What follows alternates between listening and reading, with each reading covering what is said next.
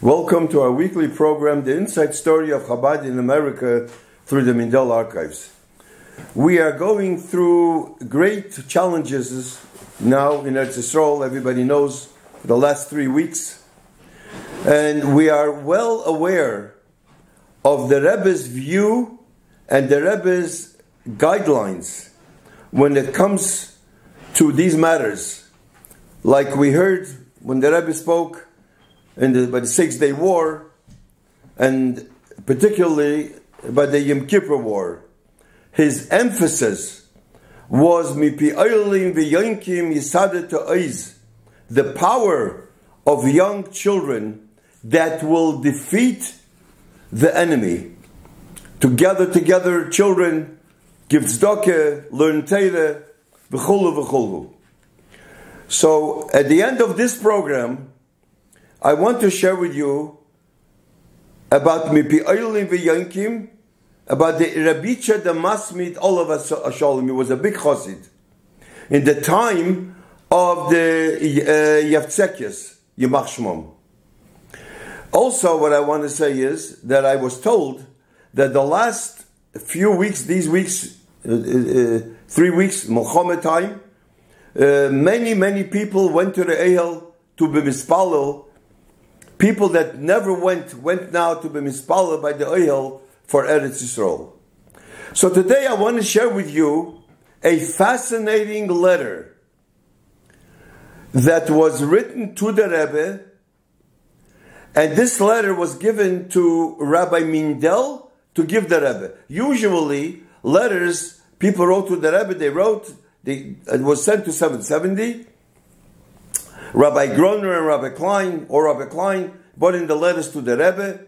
But some letters was written to the Rebbe, and they sent it to Rabbi Mindel's home, that he should give it to the Rebbe. Why?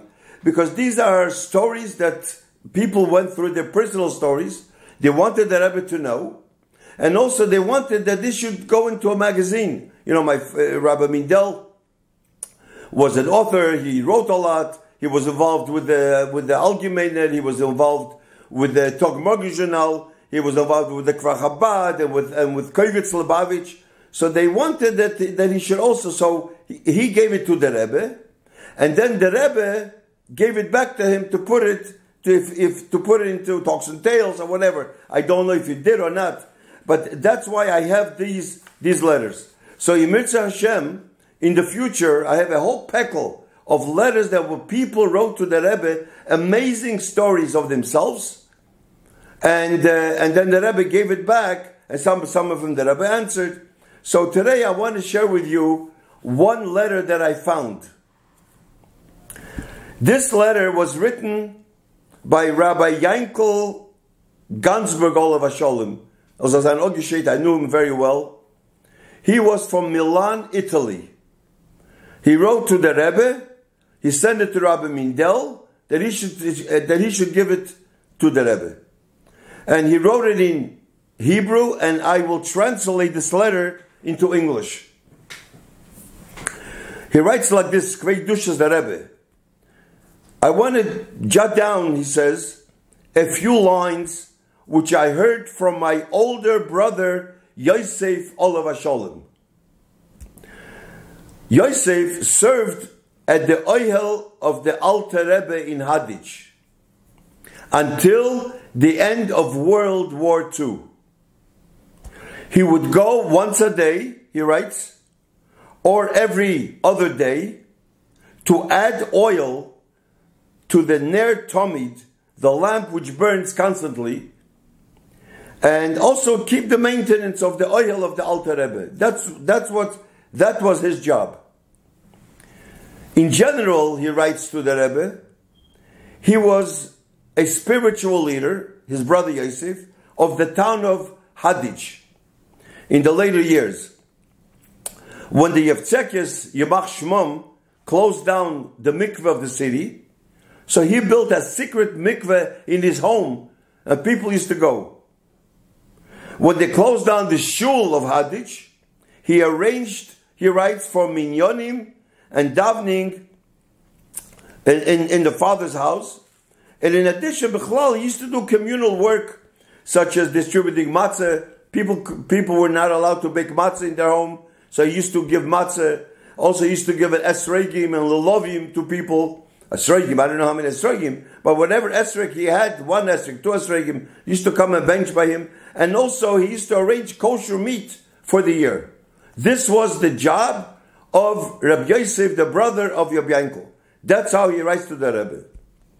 Often, when I was in his house, he writes, when Yaakov Galsberg was in his brother's home, he would invite me to accompany him to the oil of the Alter Rebbe to add oil. It was a long walk. It was about, he writes here, 3 vorst. I don't know how much a vorst is, 3 miles or more. He used to walk, so he asked him, come with me. That's how he writes to the Rebbe. When we reached the entrance of the oil, this is a translation of the Hebrew, I saw that he knocked on the door before he walked into the oil. And I asked him, why are you knocking on the door? For what purpose? The door was closed. Why knock on the door? So he answered that years ago, the shamish of the shul lived near the cemetery of the Alter Rebbe, and he would go every day to check on the Ner Tomid to add oil when it's necessary, that it should always burn a Ner Tomid. One time, as he entered the shamish, as he entered the resting place of the Alter Rebbe Admur HaZokin, he heard a variety of very, very strange and blood-curdling voices by the oil. This caused him to be deaf, such a big noise that he became deaf, and he fell ill. As a result of this, the rule was then instituted to knock 3 times on the door of the oil before entering the oil. This was, I think the Rabbanim or whoever in Chassidim, in Hajjit, that's what they always did. Now, I was always wondering, I know that the Rebbe knocks on the oil before he goes in. I didn't know, I was looking somewhere, maybe somebody knows the source, I don't know why. But maybe, I don't know, maybe this, I thought that before you walk into somebody's home, you have to knock on the door. That's why the Rebbe, before he walks into the Frierdiker Rebbe, he knocked. That's what I thought.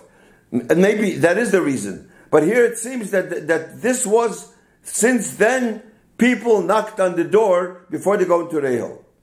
That's one thing he heard from his brother. Another thing I heard from my brother Yosef Nishma Seiden.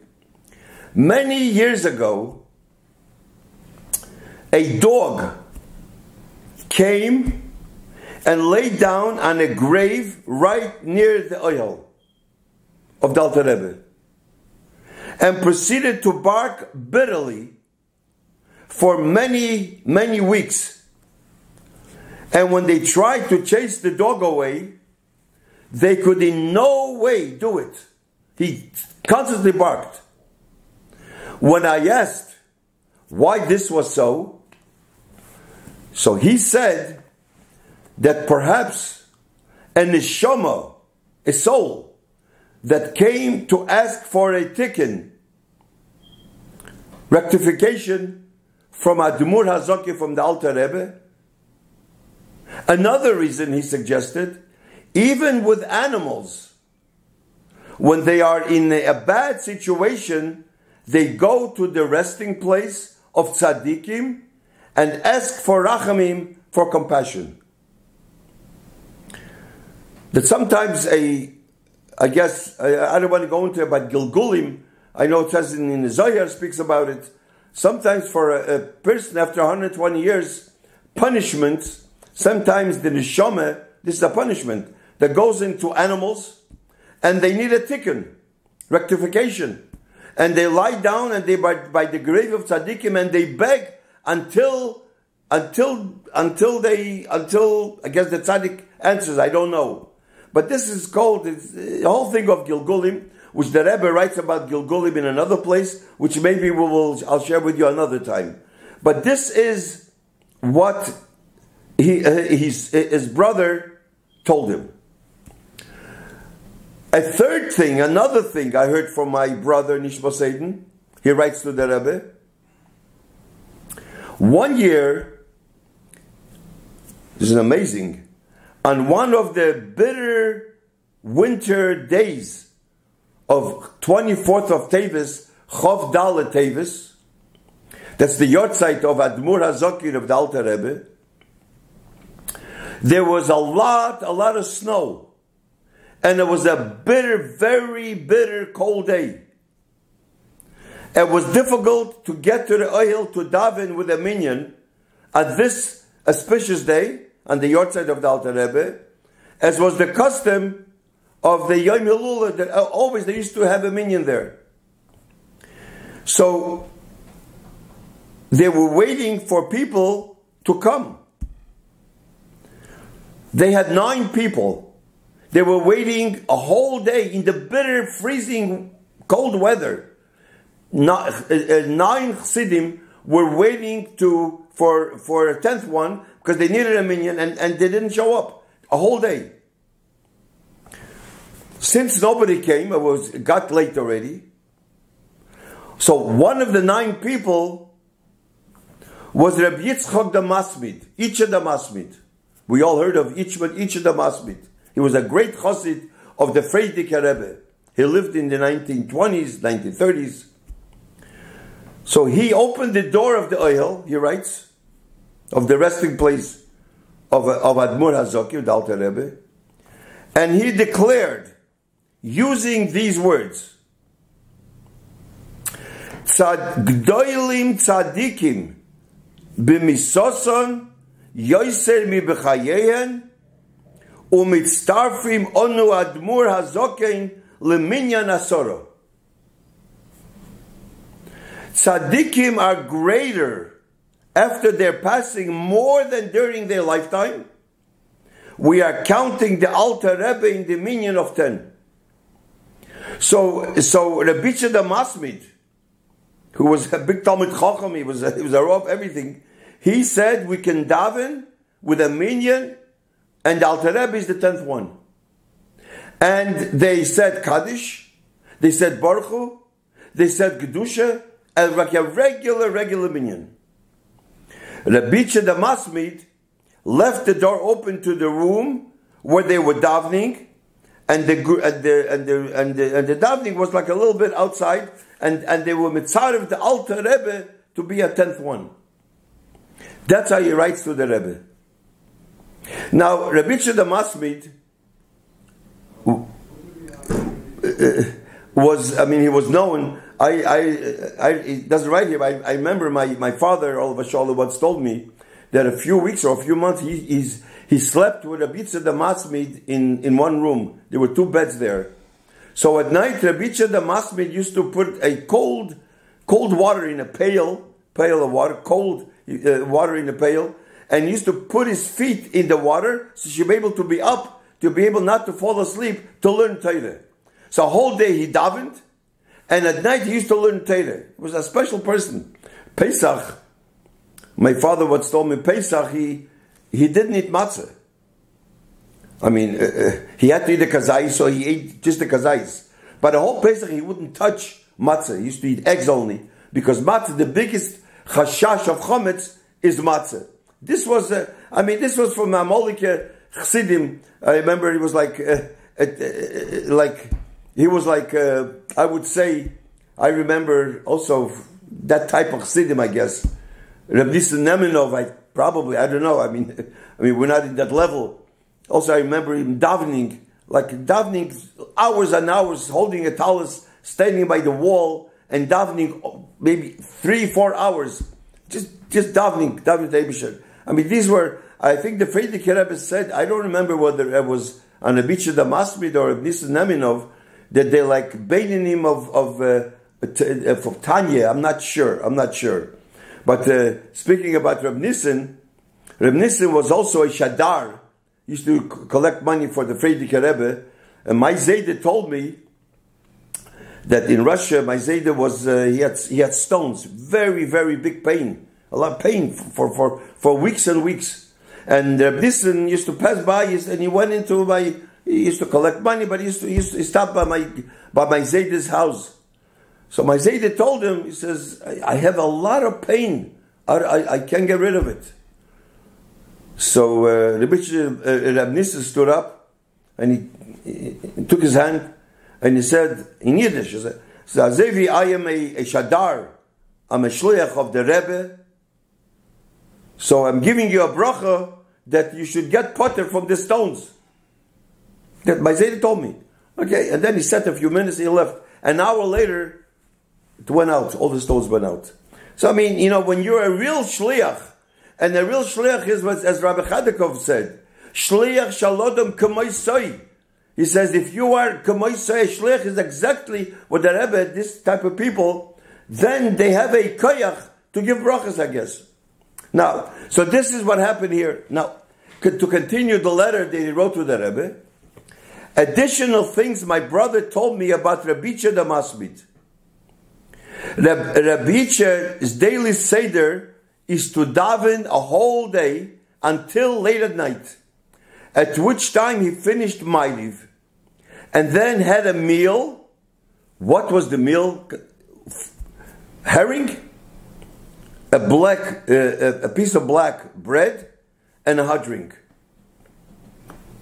So they asked him, why are you so frugal with food? I mean, expenses for food. I mean, after all, you had an honorable position. You were an emissary. You were a shliach of the Frierdiker Rebbe. You were traveling far and collecting money for the Rebbe, and you earned money. So why you couldn't afford a better meal every day? The same thing. So he answered with a sigh and humility. That's how he wrote here. Doch heistoch. I don't know what that means. Doch heistoch. Avdo nehum kreisa loy shalye. This is a Gemara in Gittin. He said, a slave that is not worth the bread that fills his stomach. That means he's a slave.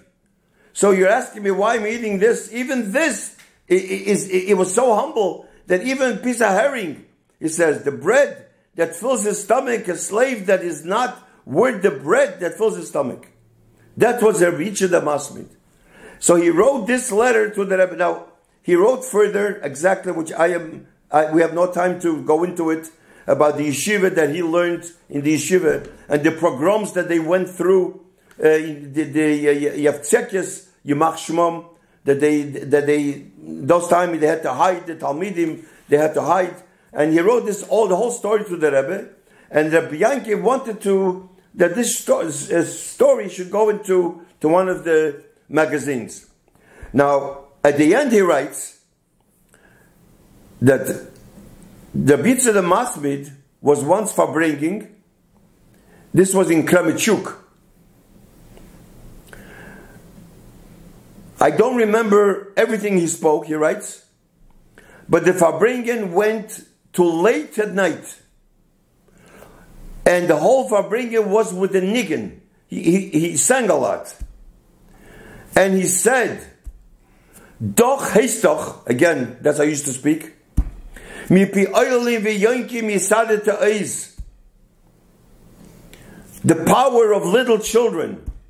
This will get rid of the enemy. The Yavtsekes Yimach Shmom. And this is how we're going to get rid of. A whole night he spoke, Mi pi oilim v'yonki mi sadet ha'oiz. And he drank a lot of mashke. There were goyim outside, heard the nigunim, probably the Yavtsekes. It was a very dangerous time. So when he said, "Mipi oilim v'yonkim," he was screaming very loud, and all of a sudden they all left. That's what he writes. One of the things he writes. So this is what he writes. He writes to the Rebbe, and we all know that the Rebbe, when Yom Kippur War, I remember before Yom Kippur War, nobody knew there's going to be a war, and the Rebbe gave dimes to children. Then he said Nisnabo said Nevuah, and I don't know why. And then we saw the Yom Kippur War because the children, the little children through Eilin v'Yankim, through the power of children, and this is what we should do now. Gather together children. This is what the Rebbe was based on Nefesh. Now, this letter is one of the many that Rabbi Mindel got from many people that he should give the Rebbe, their personal stories. In the future of our program, maybe in a few weeks, we are going to share with you more stories that they wrote to the Rebbe. Some of them the Rebbe looked her over, and I will tell you what the Rebbe was Magia. This one, the Rebbe just said, Askar al-Atzin and Shuas Chain. The Rebbe liked this letter. But other letters, the Rebbe answered more. So in Mirz Hashem, in the coming weeks, I'm going to these special letters that people wrote, and the reason that I have it, their letters, is because usually the Rebbe wanted, anybody that wrote letters, afterwards the Rebbe wanted it should be burnt. But I have it because the Rebbe gave it back to Rabbi Mindel, that he should put it into certain magazines. I don't know if he put it or he didn't put it, that I don't know. So I hope that the Mirz Hashem, we should get potter from our enemy, and we should be Zoiche B'Korev Mamish to Mashiach Tzidkenu B'Mheira V'Yameinu. Mirz Hashem, next week we'll continue our weekly program. Thank you.